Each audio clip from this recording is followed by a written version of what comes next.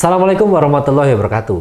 Kembali lagi di podcast Vokasi dalam Podcast bersama saya Arya Krisna yang akan menjadi host pada kesempatan kali ini. Nah, kali ini saya tidak sendirian loh. Saya bersama dengan salah satu peserta PKL dari SMK PGRI 2 Kertosono. Siapa dia? Yuk langsung aja perkenalan. Hai, perkenalkan nama saya Anggun Nirmala Jayani dari SMK PGRI 2 Kertosono, jurusan akuntansi. Oke, halo Anggun ya namanya ya. Oke, gimana kabarnya kali ini? Alhamdulillah baik. Oke, tadi untuk hari ini sendiri, tadi kegiatannya ngapain aja? Belajar workshop. Belajar workshop. Siapa tuh instrukturnya? Apa? Instrukturnya siapa tuh? Mr. Firhan. Bisa memahami apa yang disampaikan? Bisa. Bisa ya, oke.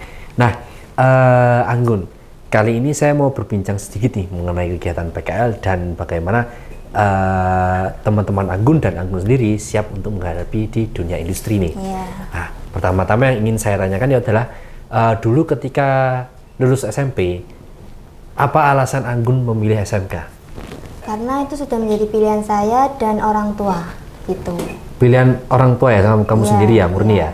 Kenapa dulu nggak mau masuk di SMA? Nggak ada ketertarikan gitu. Oh, belum ada ketertarikan ya? Oke. Iya. Berarti memang masuk SMK pure dari keinginanmu sendiri ya? Nah, ini nih yang sering saya lontarkan nih pertanyaannya. Kenapa memilih jurusan akuntansi? Karena dulu kakak saya juga memilih jurusan akuntansi, jadi saya disuruh masuk ke jurusan akuntansi. Kayak meneruskan gitu ya kamu ya? Iya. Kalau boleh tahu Anggun tuh berapa bersaudara sih? 3. 3 bersaudara? Iya. Anggun sendiri anak ke? 3. 3. Iya. Yang pertama? Ada Mas sama kakak. Kakak itu Mbak ya berarti Iya, ya? Mbak. Oke, apakah Mbaknya juga di SMK PGRI 2 Kertosono Iya, juga? sama. Oke. Kenapa dulu milih di SMK PGRI 2 Kertosono? Karena SMK PGRI Kertosono ini selain dekat dari rumah, juga menurut saya ini memiliki reputasi yang cukup baik untuk membekali siswanya dalam masuki dunia kerja gitu. Oke, kalau boleh tahu itu deketnya tuh seberapa deket sih? Cuman 2 menit. Oh, cuma 2 menit Iya. ya? Oh, berarti kayak kayak depan gang gitu ya Iya, modelnya ya? depan gang, iya. Oke, berarti kalau ke sekolah pasti gini nih, kalau berangkat mepet itu? Ya mepet, ya. Oke, kalau pulang tapi lebih awal? Ya enggak sih, bareng-bareng sama teman-teman lah. Bareng-bareng sama teman-teman? Iya. Oke, di SMK-nya Anggun sendiri, itu ada berapa jurusan sih di sana? Ada 3 jurusan. Ada 3 jurusan, Iya. jurusan apa aja tuh? Akuntansi, pemasaran, sama teknik audio video. Teknik audio video, akuntansi sama Pemasaran. pemasaran. Iya. Oke, tapi kalau dari Anggun sendiri lebih memilih akuntansi ya? Iya. Oke. Ketika Anggun masuk di jurusan akuntansi, pernah kepikiran kayak, oh nanti setelah saya lulus SMK jurusan akuntansi saya pengen kesini nih, kerja atau apa gitu? Iya, ada. Apa tuh kok boleh tahu tuh? Kan di jurusan akuntansi ini kan menurut saya peluangnya lebih banyak. Oke. Ya, terus saya memilih untuk kerja aja gitu. Oh, memilih untuk kerja ya berarti Iya. ya? Oke, karena memang akuntansi ini memang dibutuhkan di segala sektor ya, maupun industri jasa maupun produk seperti itu ya.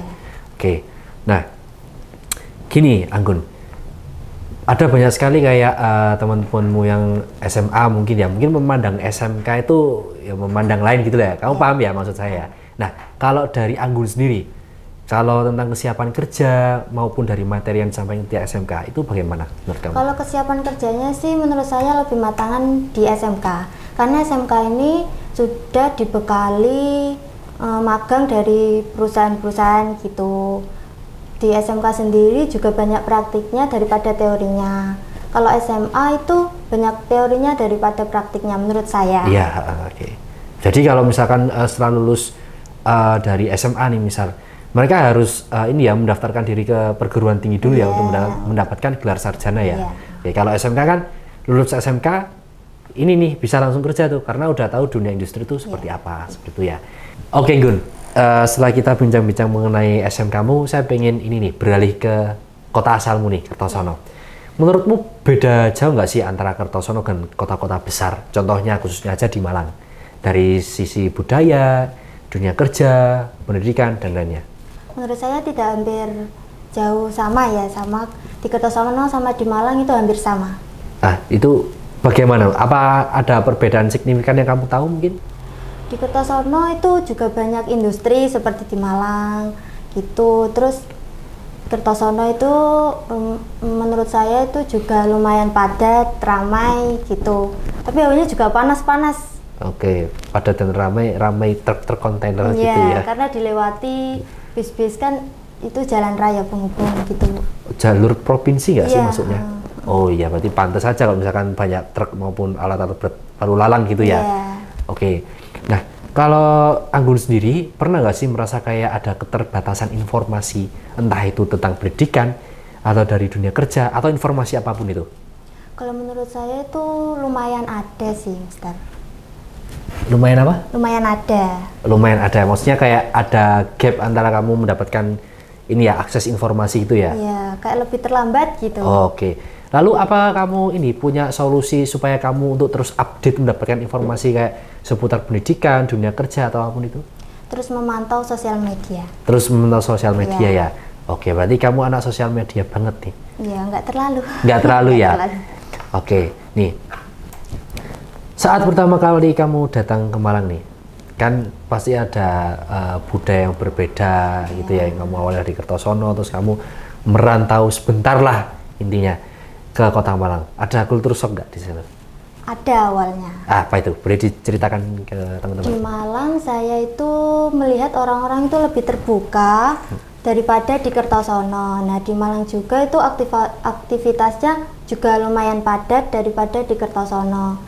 Informasi juga mulai cepat daripada di Kertosono gitu. Oke. Ini ya, kayak misalkan padatnya itu contohnya aja ketika kamu keluar gang di daerah Iya. sini kayak udah rame gitu ya, Iya. udah Nggak banyak bisa bel-bel gitu nyebrang, ya. iya. Nggak berani nyebrang? Nggak berani. Nggak berani ya, saking ramenya Iya. gitu ya.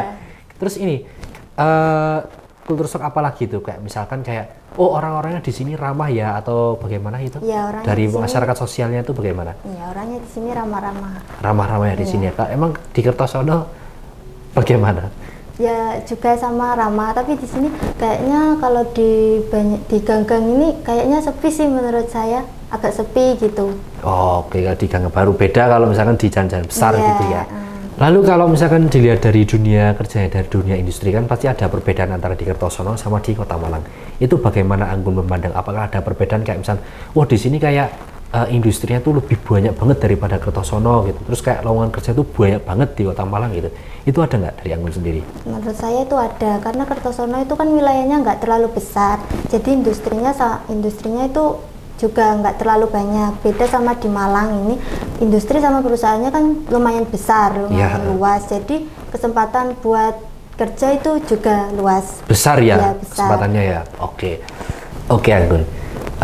Selanjutnya saya ingin bertanya nih, bagaimana ini kayak siswa SMK yang dari daerah Kertosono yang udah lulus itu mereka bisa bersaing di luar Kertosono, di kota-kota besar, khususnya di Kota Malang. Itu bagaimana tuh? Ya, pertama itu keterampilan sih, Mister, seperti komunikasi, beradaptasi kepada lingkungan sekitar gitu. Terus sama mental kerja yang kuat. Oke, berarti kamu ngomongin ini ya, apa yang bisa dikembangkan sih, apa keahlian yang bisa diberikan dari anak-anak Kertosono supaya bisa bersaing di kota-kota besar seperti itu ya. Ada lagi mungkin jawaban dari Mbak Anggun? Sudah? Sudah cukup ya. Berarti intinya kayak skill basic, soft skill sama hard skill itu perlu dikembangkan ya supaya Perlu, bisa iya. bersaing di kota-kota besar seperti itu ya. Iya. Oke.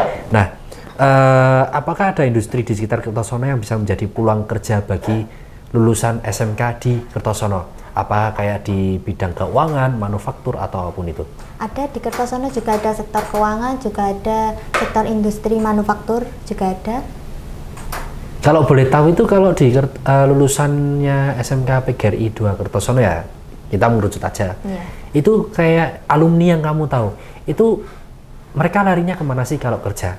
Di industri manufaktur. Industri manufaktur Iya. ya? Walaupun itu jurusan akuntansi ya? Iya. Nah, Anggun, bagaimana pengalaman siswa SMK dalam mencari kerja untuk melanjutkan jenjang lebih tinggi? Apakah banyak yang langsung bekerja atau melanjutkan berkuliah? Kebanyakan sih kalau SMK melanjutkan kerja ya, Mister. Kalau dari alumnimu sendiri yang kamu ketahui, khususnya di jurusan akuntansi, Banyak yang kerja. banyak yang langsung kerja? Banyak, iya. Seperti yang kamu katakan tadi ya, banyak lari ke perusahaan manufaktur Iya. daripada perbankan tadi ya. Iya. Tapi kalau ada nggak sih kayak kenalannya Anggun sih, teman-teman ada yang ingin melanjutkan kuliah aja? Ada? Ada. Pernah kamu main mau kuliah di mana dan di jurusan apa? Ya pernah. Di kuliah di Polinema Negeri Malang. Malang, jurusan? Akuntansi manajemen. Oh, tetap linear ya, yang penting ya. Oke. Nah, dari pengalaman sejauh ini, apa sih yang bisa kamu pelajari sebagai siswa SMK oleh siswa lain agar lebih siap untuk masuk ke dunia industri? Kan kita tahu nih, kamu nanti lulus SMK kan dihadapkan beberapa pilihan nih. Ada yang kerja, ada yang kerja sambil kuliah, atau kuliah sambil kerja, ada yang kuliah aja, ada yang berwirausaha. Itu bagaimana?